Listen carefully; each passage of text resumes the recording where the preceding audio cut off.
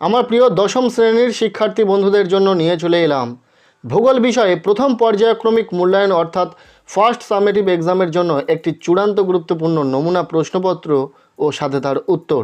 এই প্রশ্নপত্রে থাকা প্রতিটা প্রশ্ন পরীক্ষার জন্য ভীষণ গুরুত্বপূর্ণ। এখান থেকে তোমরা পরীক্ষাতে প্রশ্ন কমন পাবে। কাজেই তোমরা যারা ভূগোল পরীক্ষাতে ভালো রেজাল্ট করতে চাইছো অবশ্যই দেখে নাও এই প্রশ্নপত্রে থাকা প্রশ্নগুলো তোমাদের পড়া রয়েছে কিনা। সো প্রথম থেকে সম্পূর্ণ প্রশ্নপত্রটি দেখে নেব। প্রশ্নপত্রে একের দাগে বলা হচ্ছে বিকল্পগুলি থেকে সঠিক উত্তরটি নির্বাচন করো। এখানে 8টি এমসিকিউ টাইপ প্রশ্ন রয়েছে, প্রতিটি প্রশ্নের মান রয়েছে 1 করে। প্রথম প্রশ্ন, যে প্রক্রিয়ায় ভূমির উচ্চতা হ্রাস পায় তাকে বলে? উত্তর হবে অবরোহণ। খর দাগের প্রশ্ন, আরোহণ ও অবরোহণ প্রক্রিয়ার সম্মিলিত ফল হলো? উত্তর হবে পর্যায়ন। বায়ু ও জলধারার মিলিত কার্যে গঠিত ভূমিরূপ হলো? উত্তর হবে পেডিমেন্ট। ভূমিরূপ পরিবর্তনে নিচের কোনটির প্রভাব সর্বাধিক? উত্তর হবে নদীর।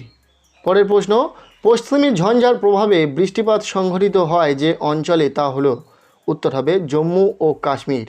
উত্তর পশ্চিম ভারতে গ্রীষ্মকালে যে ধূলিঝড় দেখা যায় তার নাম হলো? উত্তর হবে আঁধি। ভারতের বৃহত্তম ও দীর্ঘতম খালের নাম কি? উত্তর হবে ইন্দিরা গান্ধী খাল।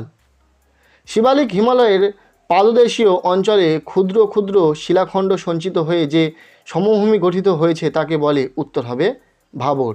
এই ছিল একের দাগ থেকে এমসিকিউ টাইপ প্রশ্ন। এরপর দুইয়ের দাগ বলা হচ্ছে একটি বা দুটি বাক্যে উত্তর দাও, যে কোনো 5টি। এখানে এসএকিউ টাইপ 5টি প্রশ্নের উত্তরে লিখতে হবে, প্রতিটি প্রশ্নের মান রয়েছে 1। সো প্রথম থেকে প্রশ্নগুলো দেখে নেব উত্তর সহ।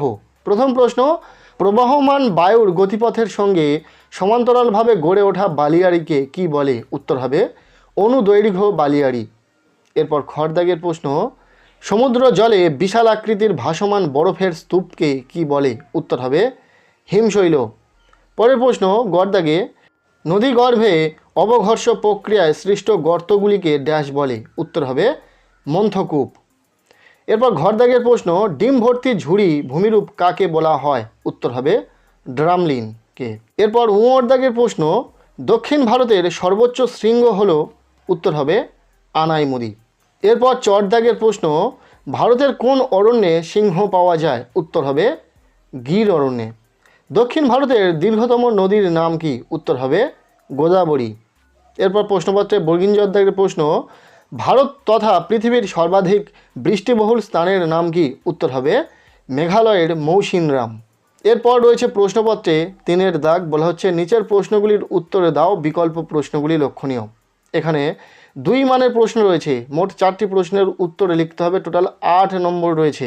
আর বলে রাখি 2 মানের এখানে যে প্রশ্নগুলো রয়েছে প্রতিটা প্রশ্নের উত্তর তোমরা পেয়ে যাবে। দেখে নাও প্রশ্ন সহ উত্তর। প্রথম প্রশ্ন, বার্গসুন্ড কি? উত্তর হবে হিমবাহ উচ্চ পার্বত্য উপত্যকা বেয়ে নিচের দিকে নেমে আসার সময় পর্বত গাঁটতে জমে থাকা বরফ স্তূপ ও পার্বত্য হিমবাহের মধ্যে যে সংকীর্ণ ও গভীর ফাটল সৃষ্টি হয় তাকে জার্মান ভাষায় বার্গসুন্ড বলে। এরপরের অথবা দিয়ে প্রশ্ন, পর্যায়নের সংজ্ঞা দাও। উত্তর হবে বিভিন্ন প্রাকৃতিক শক্তি যথা নদী, হিমবাহ, বায়ু, সমুদ্র তরঙ্গ প্রভৃতির দ্বারা ক্ষয়, পরিবহন ও সঞ্চয় কার্যের মাধ্যমে ভূমিরূপের যে সামঞ্জস্য বজায় থাকে তাকে পর্যায়ন বলে। নেক্সট খর দাগের প্রশ্ন, ক্রেভাস কি? উত্তর হবে প্রবাহপথে হিমবাহের গায়ে সংকোচন ও প্রসারণের ফলে যে ফাটলের সৃষ্টি হয় তাকে ক্রেভাস বলে। এরপর খর অথবা দিয়ে প্রশ্ন, স্বাভাবিক বাঁধ বা লেভি কাকে বলে? উত্তর হবে নদীর সমভূমি প্রবাহে বন্যার ফলে কোনো কোনো অঞ্চলে নদীর তীর বরাবর নুড়ি, বালি, কাদা প্রভৃতি জমা হয়ে উঁচু বাঁধের সৃষ্টি হয় তাকে স্বাভাবিক বাঁধ বলে। এরপর গড় দাগের প্রশ্ন, দুন বলতে কি বোঝায়? উত্তর হবে দুন কথার অর্থ হলো পার্বত্য অঞ্চলের উপত্যকা। সংকীর্ণ পর্বতের মাঝে অবস্থিত নিম্ন স্থানকে বলা হয় দুন, যেমন দেরাদুন। এরপর ঘর দাগের প্রশ্ন, ডেকান ট্রাপ কাকে বলে? উত্তর হবে ডেকান শব্দের অর্থ দাক্ষিণাত্য এবং ট্রাপ শব্দের অর্থ সিঁড়ি। ভূ অভ্যন্তরের উত্তপ্ত ম্যাগমা ভূপৃষ্ঠের উপরে ধীরে ধীরে সঞ্চিত হয়ে পশ্চিম থেকে পূর্ব দিকে ধাপে ধাপে সিঁড়ির মতো নেমে গেছে, একে ডেকান ট্রাপ বলে। এরপরের অথবা দিয়ে প্রশ্ন, সামাজিক বনসৃজনের 2টি উদ্দেশ্য উল্লেখ করো। উত্তর হবে প্রথম পয়েন্টে বলা হচ্ছে পরিবেশের ভারসাম্য রক্ষা করা, দ্বিতীয় শিল্পের প্রয়োজনীয় কাঁচামাল সরবরাহ অব্যাহত থাকে, 3-এ রয়েছে পতিত জমি পুনরুদ্ধার ও ভূমিক্ষয় রোধ করা, এবং 4-এ গ্রামাঞ্চলে জ্বালানি কাঠ, পশু খাদ্য প্রভৃতির যোগান বাড়ানো। এরপর প্রশ্নপত্রে 4-এর দাগ বলা হচ্ছে নিচের প্রশ্নগুলির উত্তরে দাও, বিকল্প প্রশ্নগুলি লক্ষণীয়। এখানে 3 মার্কের প্রশ্ন রয়েছে, 3টি প্রশ্নের উত্তর লিখতে হবে, টোটাল 9 নম্বর রয়েছে।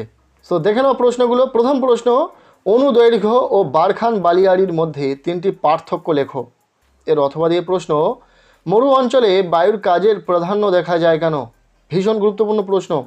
এরপর খড়দাগের প্রশ্ন, রসে মতানে ও ড্রামলিনের মধ্যে পার্থক্য লেখো। প্রতিটা প্রশ্ন ইম্পর্টেন্ট, এখানে থাকা 3 মার্কের প্রশ্ন হোক বা 2 মার্কের প্রশ্ন, প্রতিটা প্রশ্ন খুব ভালো করে দেখে রাখো। এরপর খড় অথবা দিয়ে প্রশ্ন, গঙ্গা অ্যাকশন প্ল্যান কি? জল সংরক্ষণের গুরুত্ব ও পদ্ধতি সংক্ষেপে লেখো। এরপর গড়দাগের প্রশ্ন, সামাজিক বনসৃজন ও কৃষি বনসৃজনের মধ্যে পার্থক্য লেখো। এরপরের অথবা দিয়ে শেষ প্রশ্ন 3 মার্কের, ভারতে ক্রান্তীয় চিরহরিত উদ্ভিদ এবং ক্রান্তীয় পর্ণমোচী উদ্ভিদের বৈশিষ্ট্যগুলির 3টি পার্থক্য উল্লেখ করো।